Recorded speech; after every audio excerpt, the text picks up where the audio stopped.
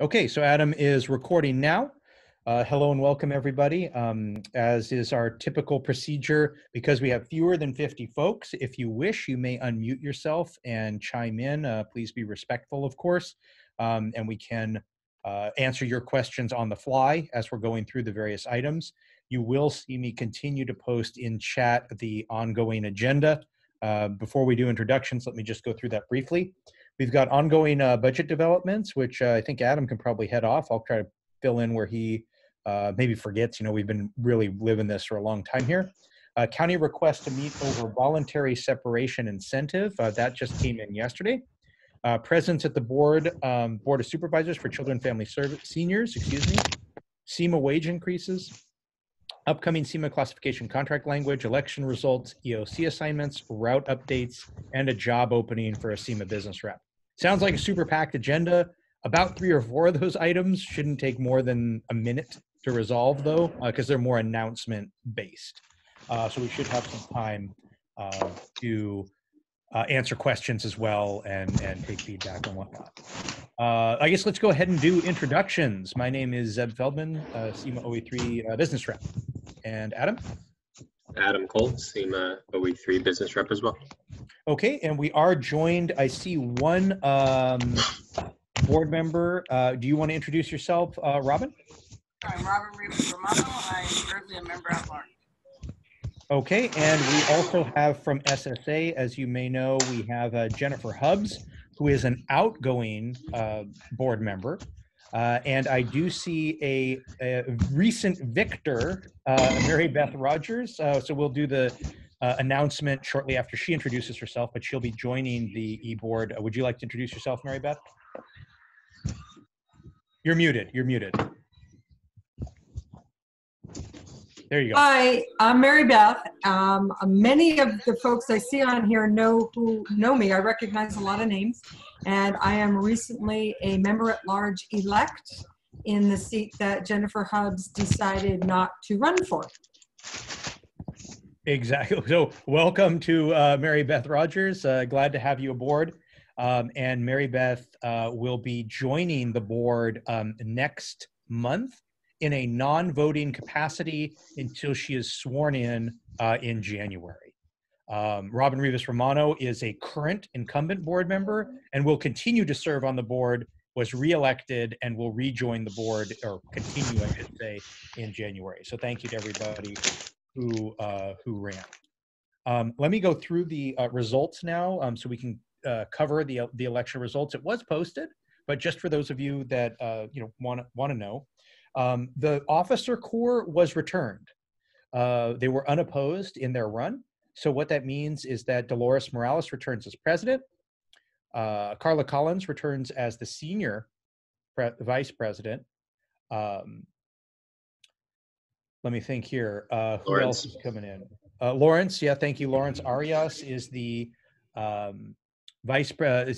junior vice president, or assistant vice president, as I think what it's called now. Jim Piazza returns as treasurer, and Donna Mensimer returns as secretary.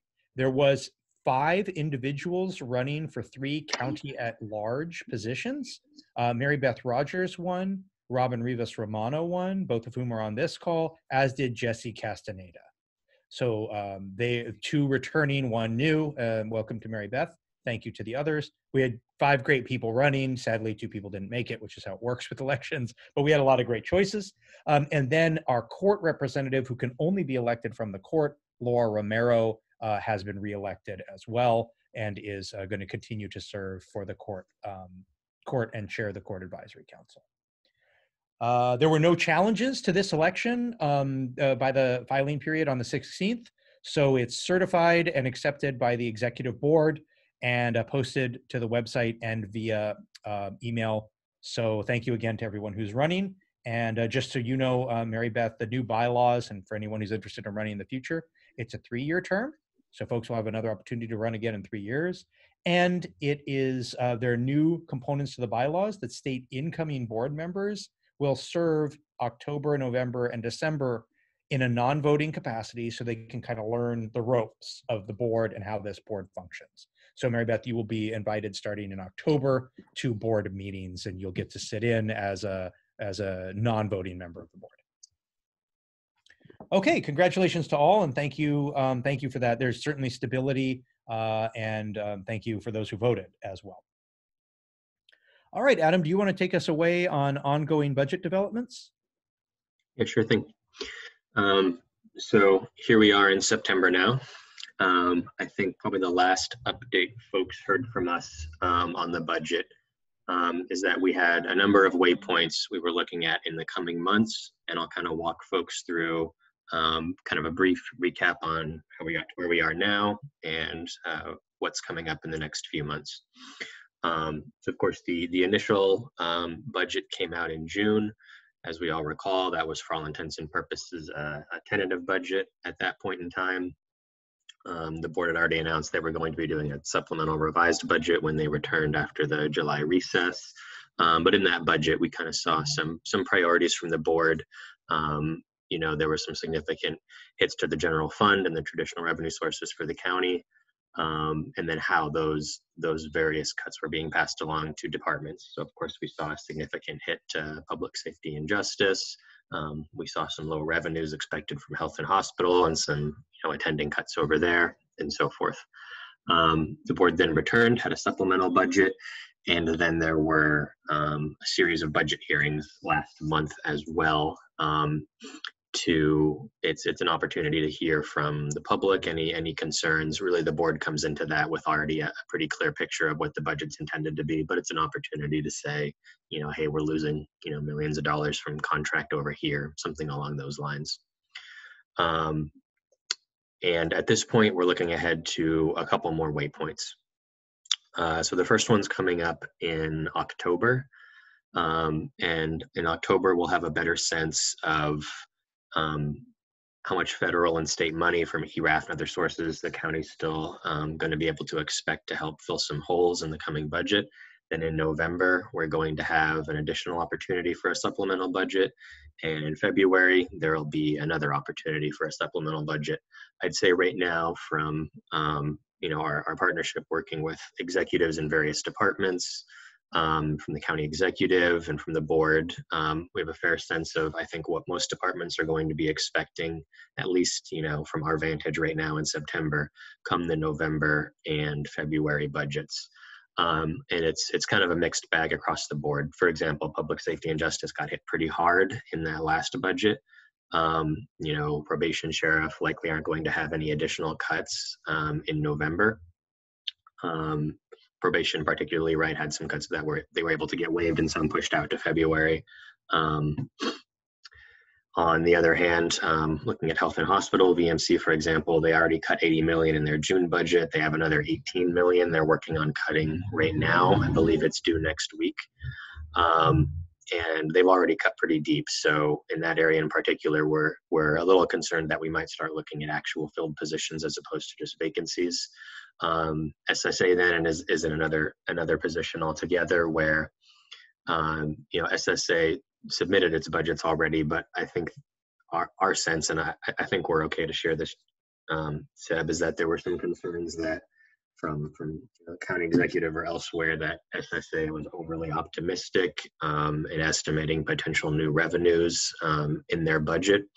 And so the result of that is that there was a directive to SSA to look at cutting actual vacant positions and not just expecting greater revenue in some areas.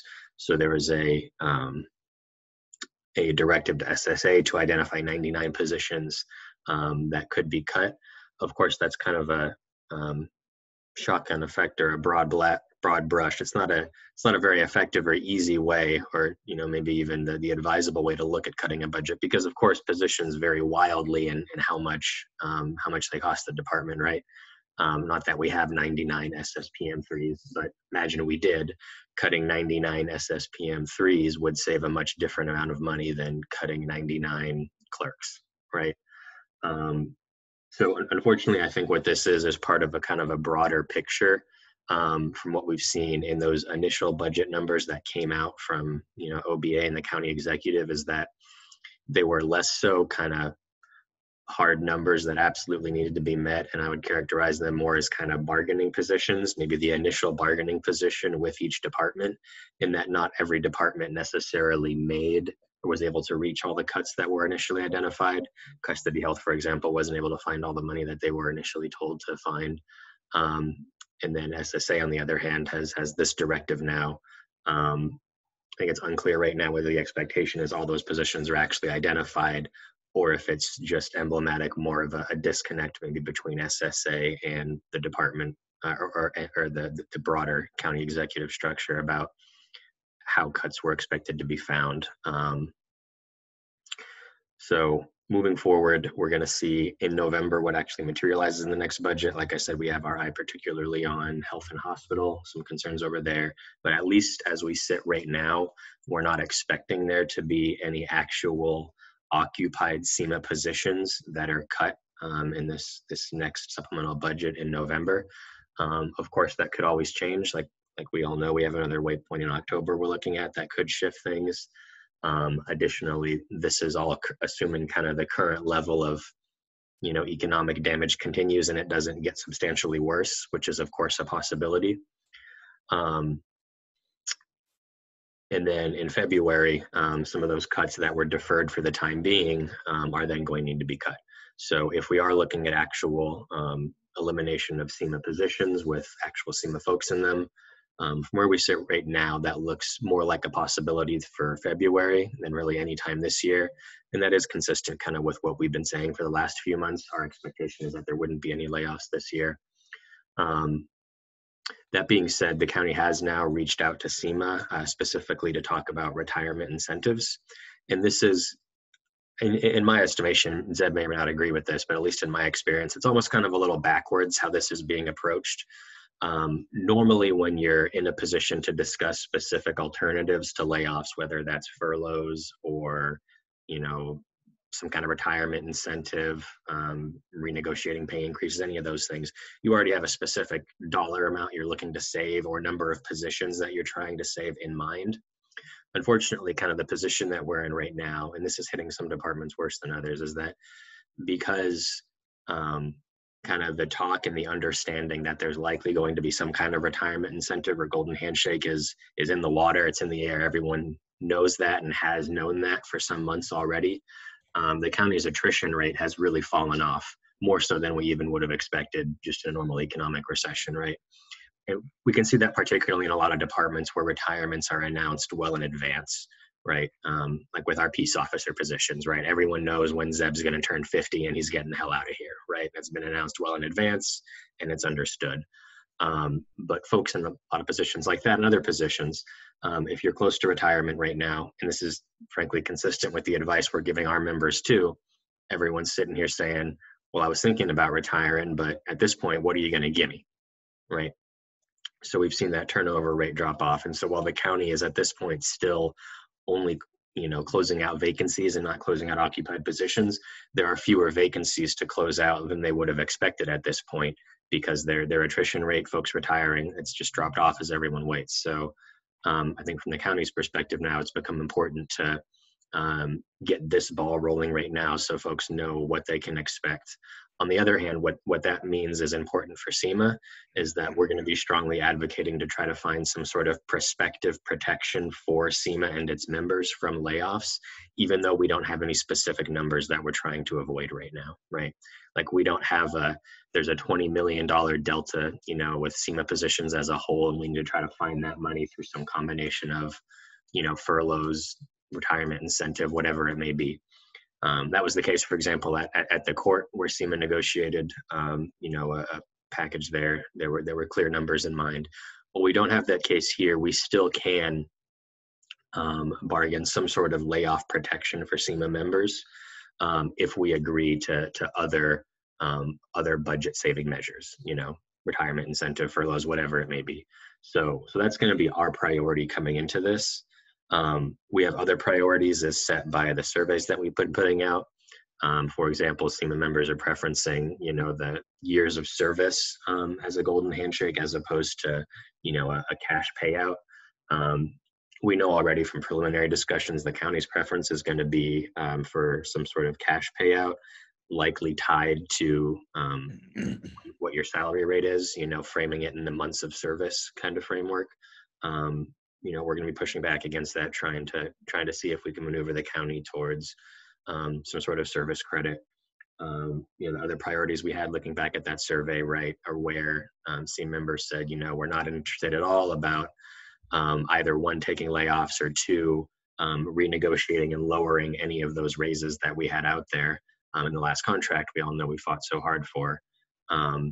However, we know already, based on a board agenda for this upcoming Thursday, the FGOC board agenda, that the county is going to be approaching all of its unions about the possibility of deferring wage increases in 2021. That was sort of a middle of the road preference as far as CEMA members put in their survey, less preferable than retirement incentive or furloughs, more preferable than a lower increase or layoffs.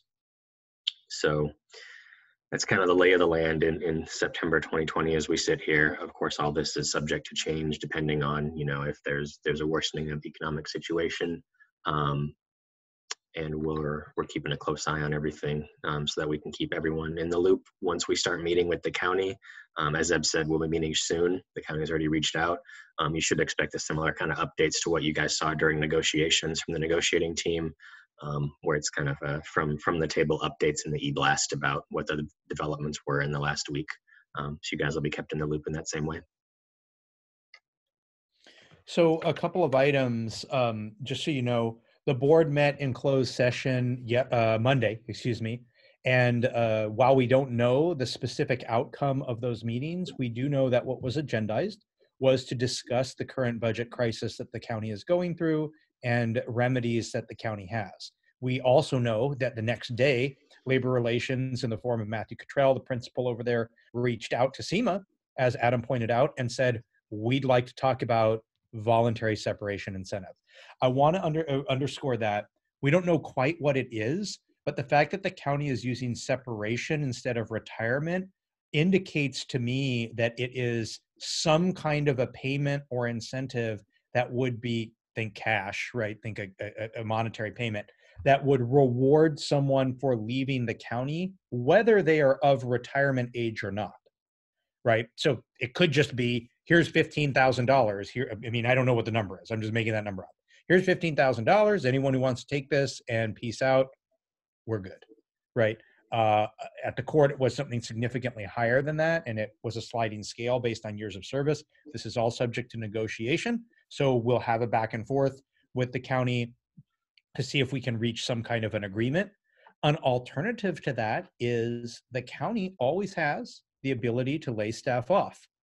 They could conceivably unilaterally offer something, right, without union concurrence. They could theoretically just say, I'm putting $50,000 on this barrelhead. Anyone who wants to take it and sign this document, good luck. So that is a possibility. I don't think it's something that the board would do or labor relations would do. It is a theoretical possibility, and one we might have some capacity to push out. I just want to make sure, push back on. I want to just make sure everyone has the kind of constellation of options. Adam pointed out we're taking very seriously your survey results, and that's flavoring how we respond. So, of course, we can't make the county do something. We can lobby, but we can't force. If the county's not interested in offering years of service, well, that's a preference expressed in the surveys. We can't force them to. They may well just offer cash. Another component to bear in mind is, as Adam mentioned, some people, especially from SSA, were particularly concerned because they saw a board referral to be discussed tomorrow at the board subcommittee meeting that discusses foregoing union raises in the final years of the contract and attaches very specific dollar savings to it. So everybody is aware the board cannot do this without union concurrence. So they can pass whatever motion they want. They could say, okay, labor relations, we're authorizing you to go negotiate this. Doesn't mean squat until the union agrees with it. And we could not agree with it. We have, as Adam pointed out in the survey, we have indications from our members that that is not desirable. However, the survey indicates that it is more desirable than layoffs, right? So that's a serious conversation we want to have. We are taking the direction from the membership very, very seriously. Adam, did we have more than 700 people fill out that survey? I can't remember what it was, 700, 800, something like that? I think about 650. 650? Okay. Yeah. So a significant number of people filled out that survey, and certainly statistically significant. Folks, that was the thing immediately before layoffs. Preferences obviously are for VRWH, furloughs, voluntary reduced work hours, that's VRWH, and then incentives to separate, especially in the form of years of service. Yeah. And just to speak about that board referral a little more, there were really two pieces in there. The first one was a direction to labor relations to negotiate any current and future contracts with what it looks like would be some sort of out for the county on possible increases they're bargaining if there's a worsening of economic conditions. So that was that first piece. It was basically a don't encumber the county to any additional expenses unless there's some kind of out in here where if, we could presume it would read something like revenue drops by X%, then raises go away, something along those lines. So that was the first piece. And that piece can just be implemented as a direction to labor relations. That goes to a Matt Cottrell at the table or a, Mitch Bulasbach who we negotiated with. And then those are their marching orders. They're going to try to bargain the contract with that language. That would, of course, be, bad from the union perspective whoever they're bargaining with. And then that second piece that was in the referral was the direction to approach unions with this ask. And like Zeb said, what it was it was in 2021, fiscal year 2021, what if every union took a 6-month delay and when their wage increases were going to hit, how much would that save the county? They ballparked it at $6.8 million for CEMA and other amounts for the other unions based on their contract terms and their total salary cost. So what we can expect is that using that information, the county will at least be approaching unions about this. But just to reiterate, it's not something that can just be unilaterally imposed in this circumstance. And, Teresa Perez is asking, is there anything that members should do, be proactive and not reactive? Yes. So first off, I would recommend if you're interested to tune in. It's not something to be alarmed about for Thursday. But here's something that I want to just mention to everybody at SSA, and this is a message that every CEMA manager throughout that organization should heed, in my opinion. And Adam may have a different, we haven't really discussed it with this granularity. In CEMA, we often wear two hats, especially the further up you are in the organization. So it is totally appropriate to contemplate organizational recommendations without your CEMA hat on. So your boss may come to you and say, hey, Zeb, and other managers in this meeting, I need you to think about, we've been ordered to cut 10 positions. I need you to think about where we can best cut 10 positions to have minimal operational impact. Okay, so in that circumstance, I have to figure out what 10 positions I can cut. Maybe they're vacant, maybe they're funded. Usually, obviously right now we're looking at unfilled positions. You have to decide what to cut. Now, you can leave that meeting, wait until the county contacts us. Here's what you can do. Give us a heads up. Let CEMA know, I was in a meeting, here's the direction where I think we're going. You don't want to violate any confidences or anything, but usually this information is public, and it will be made public shortly anyway. Then later on, after you've made those managerial recommendations, you put your CEMA hat on and you say, oh, even though as a manager I made those recommendations, as a union member I oppose these cuts, and here's why. Here are the reasons that this is going to harm our service delivery, our clients, our ability to support the organization, whatever it might be. And so you make the best recommendation you can if it's part of your job, and then you can still turn around and advocate against the cuts you represented organizationally if that's the appropriate course of action. You may well agree with them, and then there's not that disconnect. But you can wear both hats. There's a question there from Jill asking, is it possible to negotiate a retirement incentive such that folks are able to get the benefit of their highest year earnings, taking into account the recent contract increases? Yeah, so this is a question that we've gotten a lot over the last few months, and it's something that we're definitely aware of, and we know is important to members, which is that, as folks recall, we front loaded a lot of the increases, including realignments and all of that from the contract, general practice to get the greatest benefit as soon as possible. But it also means that folks are going to have some months left on realizing that full amount in their highest year earnings. So yeah, that's definitely something we'll have in mind and are pushing for. It's not something that we can guarantee or promise, but it is an option to say,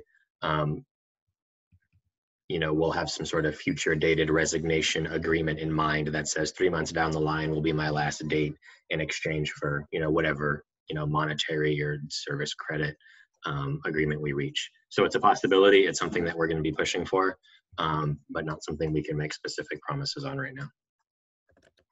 Absolutely. Absolutely. Okay, well, I'll pause for a moment, and actually what I'll do is I'll go into some other announcements. If there are more questions about the budget, we can easily return to this because these announcements just take a moment. So please do post in chat if you do have other questions about the budget. Here are some announcements that we already covered the election. You may have heard that Rebecca Armendariz, our third business rep, took a position in another organization. So not a union, but a working partnerships, a community-based organization in our county. We wish her all the best. She was with us for a little over a year, so certainly sad to see her go. However, we've published the new route assignments. In fact, Adam, can you drop that in chat so folks know again? It doesn't impact people who are primarily on this call from SSA. I'll continue to be your rep. Adam will continue to help if there's conflict of interest cases and so forth. And we can pull in other reps in the office as well if there's, CEMA supervising CEMA, and everyone's got issues, which rarely happens, but occasionally does. Also, I want to let everyone know that we currently have a posting for a business rep position. I'll post it right in here. It's a great job, or I think it's a great job, and it would be in this out of this office, representing people in the county. So if it's something that interests you, and you obviously anyone in this call is going to have a better than average knowledge of county politics, of CEMA itself, and you probably would be able to hit the ground running. So we're really looking for quality applicants. You can see the job description posted there at the bottom with the openings. It's specific to the CEMA unit. It's been customized a little bit. Also, put your thinking cap on. If there are folks that you know who have recently retired, or who you just know are expert union reps that you would really recommend, make sure to pass the word on and have them apply. I am pestering some former CEMA folks who have retired in the last year or two and seeing if they have any interest in coming back. The benefit to them is that they continue to enjoy their, in the cases that I'm thinking of, robust retirement payments, and they would also get the salary offered by OE3. So it would be nice for them. So if that interests anyone, please contact me or Adam after the call, or just apply and we'll recognize your name. Okay. Also, Adam posted the new rep routes. Thank you very much. As I mentioned, SSA is unchanged at this point. Job opening, let's see. We already covered the county request to meet over the voluntary separation. Right now, it's very speculative as to what they will be offering. I believe we have a meeting next week. Does that sound right, Adam? Yeah. I believe it's next week with Labor Relations, and the board will be appraised and invited this Friday when we have our next board meeting. And we covered our presence tomorrow at the Children, Family, Seniors. Myself, Adam, and Dolores will likely be speaking. Our CEMA president, Dolores, will likely be speaking at this. We probably only need one of us to speak. But here's the broad message. And we're going to get a little more granular, but I want to share this with you all now. A frustration that I have, and I think some members of the board do, I'll say characterize it as CEMA in general. A frustration that we have is when the county is facing these very serious economic situations and is cutting positions, we have to be really mindful and encourage the electeds to be very mindful of new spending decisions that they're making, right? So while we're seeing positions get cut every month, right? And we're seeing the new targets from OBA and Dr. Smith come in, we're also seeing particular supervisors spending, 5, 8, 10, $20 million in ongoing expenses that have a real impact to the budget and mean that in the next year, in whatever it is, November, February, we're going to have to find money to finance that $20 million that just got spent. You may have just heard, there are many important programs. Because this meeting's being recorded, I'm not going to call out any particular program that could be traced back to any particular supervisor. When we meet with them privately, we'll talk to them about it.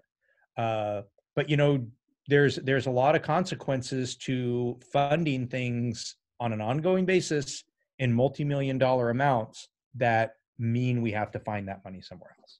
So those are the kinds of conversations as well that we'll be having privately with the Board of Supervisors and generically from the dais as we're presenting tomorrow. Anything you wanted to add to that, Adam? No. Okay. I see, is there a soft copy? Yes. I could share that at the next pause if Adam takes an item, or he can share it. It's also on our website. So it's there as well. Although I think some people have been having trouble downloading it from the website, is what I had heard, Adam. I don't know if that's still accurate or we fix that. I'll go ahead and get it posted. Thank you. Okay, so let's see what else. We talked about the voluntary separation. Okay, upcoming classification contract language. So this is a little bit of planning for the future. The contract that we just negotiated and finalized and voted in has several key components. The biggest of which were the ongoing wage increases every year, right, for the duration of the 5 years, the 3% per year, plus of course the pension reduction. Those are the biggest economic features, but there were some significant language enhancements as well, and I think that this the class study is a significant piece. So what it does is it requires us to meet with the county in February of every year, and we agree upon 30 classifications that will undergo a study. This is classification, not positions. So if we pick a position like a management analyst, there's presumably, I'm just going to make this number up, I think there's like 70 management analysts throughout the county. There might even be more. All 70 of those people would be studied. Similarly, we could pick something that might only have one person in it, right? It might be the public guardian. Now, we don't represent that. That's an executive position, but that only has one person in it, right? So what we will be doing in probably November is putting out a call for volunteers to serve on this committee. And then we'll be assessing members who apply and say, look at my position needs study, and here's why. And folks who serve on that committee will provide some bona fides. We'll select a few people, liaisons, and will be preferenced, of course, people who are active. And then they will help assess others. Of course, they will have to recuse themselves if their own classification is up for study. Don't hop on the committee just thinking you're going to jam your elbow on the scale and get your own class studied. We appreciate anybody's expertise, but that's not what we're looking for. And the benefit to this, as I mentioned, 30 classifications get studied, but here's the beauty of it. That study has to be completed in that calendar year. So right now we're seeing class study times 2, 3, 4 years, right? This means that people who start in February, identified by March, April, they're completed by November of that year, posted to the union, final negotiations. Hopefully we say yes, or additional negotiations occur, and then it goes to the board. So that way it's a set timeline. I think it's going to be a huge benefit to our members. The downside is it's no longer unlimited. The old contract language was anybody could put in at any time. Now there's a window. And the deficit to that was the county could take 4 years to respond to you, and there was no obligation on their part to actually follow through. So it's a change, and it introduces some expertise and assessment to it, as well as hard timelines. Yeah, and in addition, if folks are familiar with this process, you'll know there's two ways that ESA can agree to study a CEMA classification. The first one is when CEMA's made a request, right? The second one is when there's a departmental executive request for a class study, which is where, I don't know if I'll be able to give a percentage, but a good number of class studies come through that process as well. For example, when something's changed into a series or a classification's added, those are always executive requested studies. But additionally, when there's executive support that the salary of a classification needs to be reviewed because they're having trouble filling the position, whatever it may be. So one of the things we're going to be trying to do is identify what class studies we can still help push through that process, because that'll then not take up one of the slots, right, that we have from the 30 that we're going to be sending through here. So, and then additionally, it's another avenue that we can additionally push, even if folks aren't able to get in one of the 30 slots. There's still an additional method through which we can get a class study in. We have a lot less control over it, but in some areas, we've been effective at getting executive sponsored requests for class studies submitted. It's generally going to be where some desire from the executive aligns with ours, but where it does, it's usually an effective way to get a study through. Absolutely. Okay, any questions on that? Feel free to post those, and we can move into the EOC assignment. So there's a little bit of disagreement right now between CEMA and the county on EOC is Emergency Operations Center. So let me frame this issue. Many people, CEMA members, have been assigned as one of three things as a component of the various emergencies that we've been seeing. I'm talking about the fires, the power outages, and of course the most pressing, which is COVID. So we have people that have been assigned as disaster service workers. We have people who have been CEMA members who have been assigned to the Emergency Operations Center. And we have CEMA members who have been assigned to contact tracing, which is where most of you are familiar with this. This is where you try to identify John Q. Public has contracted COVID. They had contact with the following 10 people. So then you contact those 10 people and figure out who they had contact with, and so on. The challenge that we are having is some of our members have been assigned continuously for 6 months, and we're trying to get relief for these folks. So we're beginning to engage in the meet and confer process and say, okay, CEMA member X has been assigned to the EOC for the past 6 months. We'd like to rotate CEMA member X out to provide some relief for that person and get someone else in. It also includes things like people being told that they will not be able to take vacation for the holidays because they are an emergency worker. Some people have already been told that. Another component that it includes is there's a foundational disagreement between CEMA and the county over the ability of the county to assign during an emergency. Myers-Milius-Brown is an act that governs employer rights and union rights in California. And it talks about the ability of an employer to assign people in an emergency, to just say, hey, look, this is an emergency. I don't have time to meet with the union. Joe, you're assigned over here. Jane, you're assigned over there, et cetera. We have no problem with that.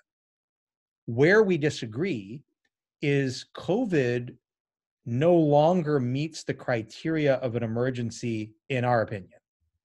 This is both through our legal counsel, Adam and I, et cetera, I believe the board, which is and I think it matches the county's rhetoric for the last couple of months as well, that this is the new normal, we're settling in, it's the way it's going to be for the next year, et cetera. So go ahead, Zeb. Absolutely. However, that messaging is not syncing up with what labor relations is saying, which is this is a bona fide emergency we don't have to meet and confer with the union over these assignments, and we won't. We don't acknowledge the ability, the right of the union to meet and confer. So we're going to have to challenge that, because otherwise they'll be able to make these types of assignments to EOC, disaster service worker, or contact tracing for the foreseeable future, right? Let's say another year, as Adam's pointing out. And that just enables this sort of short circuit of union rights, right? It would be like if I say the war in Afghanistan is an ongoing emergency, we just never have to meet with the union until there's peace in the Middle East. It's like, give me a break. That's not what MMBA envisioned, right? And this in no way, I want to reassure people, this in no way is CEMA taking a position that COVID is not important or a public health crisis. It's that there are very specific rules set around states of emergency. One is that it has to be emergent, and two is that it has to be brief. If you're talking about an emergency that is going into, what are we on, month 7 now? That doesn't hit those criteria, in our opinion. And when you're saying, and it's going to be around for another year, that's where we need to start pushing back. So yeah, I just want everyone to be aware of that. If anyone on this call has been assigned any of those 3 duties, EOC, disaster service work, or contact tracing, skip tracing, contact tracing, please let us know if you want relief or you want to be cycled out. If you're fine with your assignment and you're not worried about it, then we're not worried about it. Anything on that, Adam, that you wanted to add?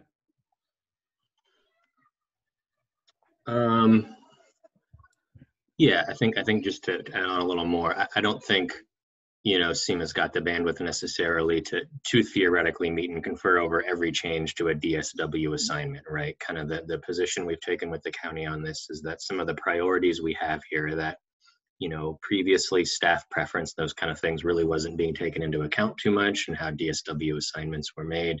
We absolutely want to see more of that.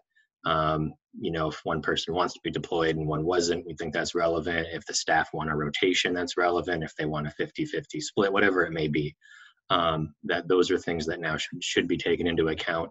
And those areas where there's not being that kind of reasonable interaction and process are the ones where we are particularly looking to get involved now. So if that's what applies to your situation, then please reach out and let us know. Yep, absolutely.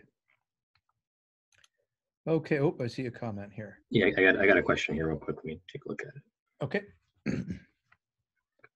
This one is private, so let me take a look at this and see if it could be shared as well. I have 2 private comments. Is yours public or private, Adam? Private. Okay.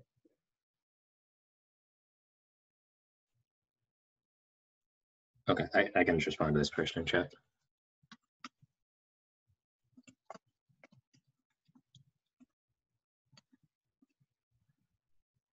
Okay. Yeah, I have one as well. To the person who contacted me, I don't know that we need to have both Adam and myself on a call. I would only recommend that if it somehow bridges 2 representational areas. Okay. So this is an individual concern about a particular EOC assignment, it looks like, or DSW assignment, disaster service worker assignment. But this is exactly what we want to cover, where there's a very peculiar variance or something that's just not a generic assignment that's of concern to you or someone you're supervising. That's where we want to get involved. So we'll certainly follow up with this person, or I will. I don't know if Adam got the same text.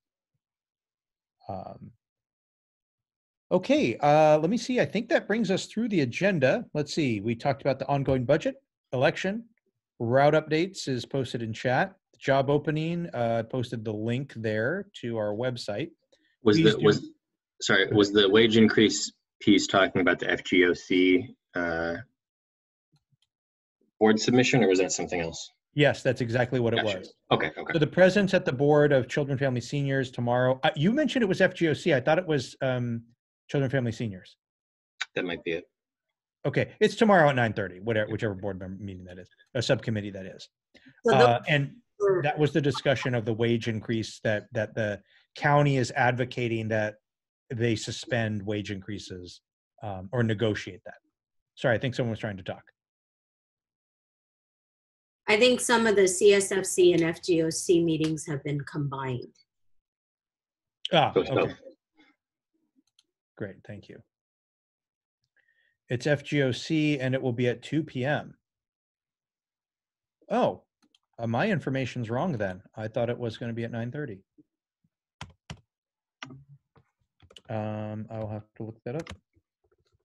Regardless, we will be there to make ourselves available for it, or 2 p.m. What time did you have, Adam? I have the agenda. One sec. Let me take a look. Okay. We'll sort it out. We don't need to do that online here in front of everybody. But okay, thank you for that information from Mr. Hawkinson. We'll check that out. Maybe it's being covered at both committee, but yeah, if they're combined. Okay, Yes, and then go ahead. 2 p.m. 2 p.m. Okay. And we talked about the contract language and we talked about the EOC assignments. One last thing on EOC assignments before we conclude the meeting is something else to bear in mind, and this is playing out in real time right now. If you're a hiring manager and someone is assigned to EOC, please, you're prohibited from holding that against them. Saying, hey, I need someone to do this work now. If you're assigned to EOC or DSW work, I know you won't be able to until you're relieved of that assignment. You're not supposed to be able to consider that. I realize as a practical matter, we're all human and we probably would. Here's the other piece though. If that happens, we have assurances from Labor Relations and Dr. Smith that the sending department will have to find a replacement. There are significant exceptions to that. If I'm the only person that can do that work, I would continue to have it. But so let me give you a quick example so this hopefully crystallizes. I work at Department of Environmental Health. I'm a management analyst. I'm assigned to disaster service work. That's what I'm doing all day. I'm not doing my normal management analyst work. I apply to SSA as a senior management analyst. I get the position. I start tomorrow. You, as a hiring manager, should not have to worry about me continuing to do my emergency disaster service work once I start in the new assignment. It now becomes environmental health's problem to find some other staff member to add to their contribution for disaster service work. There are nuances, as I mentioned. If I'm for some reason the only person that's certified to do this niche role at EOC or in disaster service work, I might have that assignment continue. But generally speaking, I should not.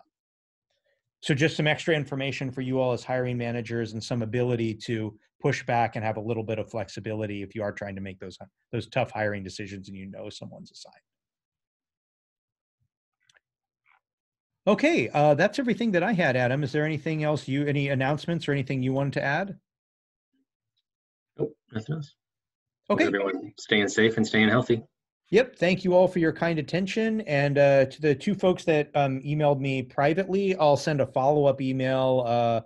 I've got the next 10 minutes free. So you'll see an email from me shortly to both of you. And one of them I'll copy you on, Adam. Great. Okay. Thanks so much, guys. Have a beautiful afternoon and stay safe.